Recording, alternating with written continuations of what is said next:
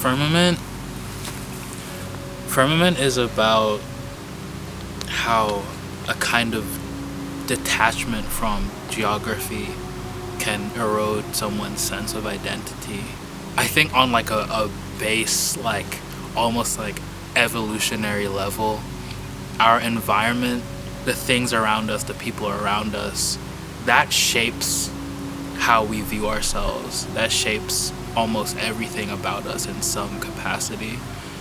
If you never have that opportunity to take root somewhere, to anchor yourself, you know, that sense of self can kind of dissolve. I guess I traveled around a lot growing up. I was born and raised in the UK until the age of 12, and then my entire family up and left to Beijing. And even before that kind of life-changing uprooting that I went through as a kid, I had a really tenuous connection to the idea of location and geography and identity. You know, growing up in a Jamaican household with, you know, 2 immigrant parents, I already had a very strained relationship with my Jamaicanness, a very strained relationship with my Britishness, and that was just kind of like exacerbated by the fact that we moved to China. I felt like I was kind of floating in limbo, like there was nothing to anchor me, nothing to ground me, nothing to latch onto. It's like at every stage of my life, I was kind of set up for failure in that regard. Like I said, growing up split between cultures, moving to China where I'm even further removed from everything that should have shaped me, to moving back to the UK and bouncing around the world because of my job. One thing that kind of intrigued me was the idea of liminal spaces, that kind of perpetual state of transition where things kind of feel impermanent. And yeah, that was always something that really informed my worldview and really shaped who I became. It was so ingrained in me that I always knew I wanted to talk about it in some capacity. And like I do with a lot of my music, I started forming stories around that idea, around that concept. And I landed on the idea of teleportation. You know, I've always been a big fan of science fiction, anime, you know, supernatural abilities, the occult, just something about things that are kind of like a heightened reality, reflecting back on the reality that I experience was always appealing. So the idea of teleportation seemed to just fit perfectly with the way I lived my life. Peregrino is a teleporter because of his ability, because he can pass through space at will. Locations, all of it becomes irrelevant, all of it becomes interchangeable. Someone like that would have such a loose grasp on the idea of home, you know.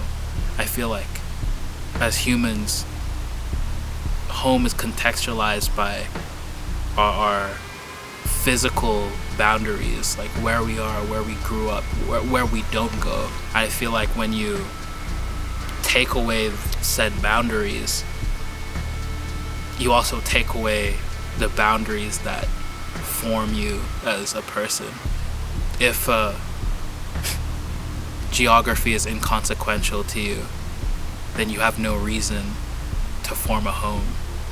You know, maybe you even lack the capacity to understand what a home really is. Peregrino isn't able to form connection.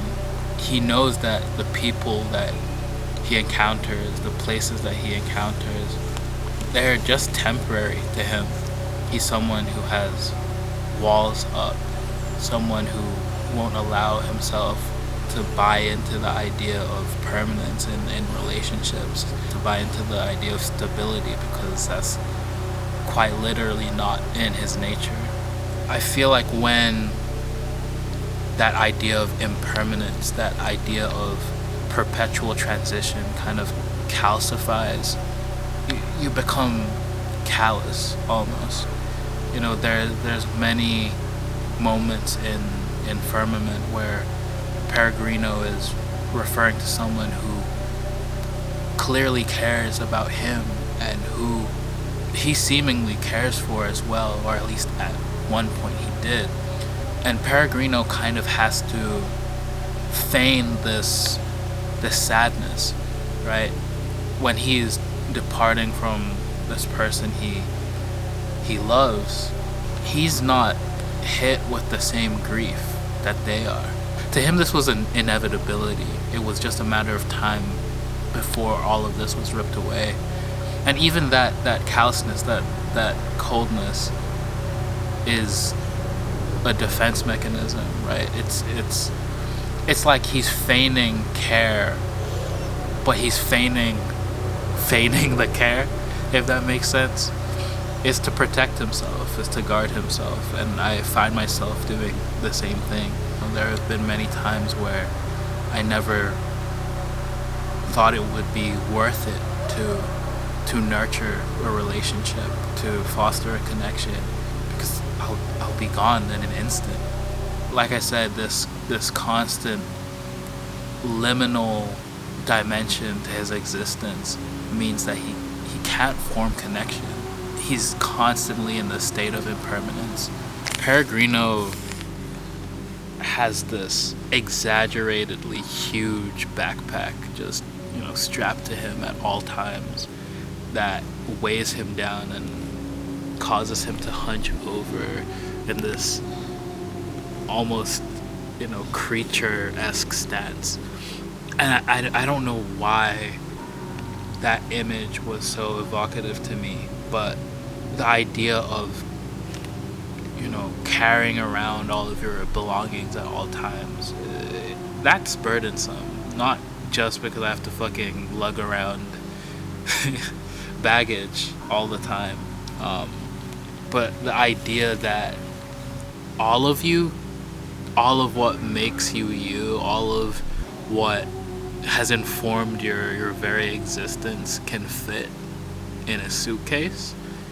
There's something fucking heavy about that. And I think that's reflected pretty perfectly in Peregrino's character design. A lot of people have said that he looks just like a snail, and that genuinely was never a thought that I had, but it seems so obvious. Maybe there is something subconscious about that. I talk about snails quite a bit on the album, the idea of dependency and vulnerability and protection. And I think those themes resound all throughout, and they mine for our bodies.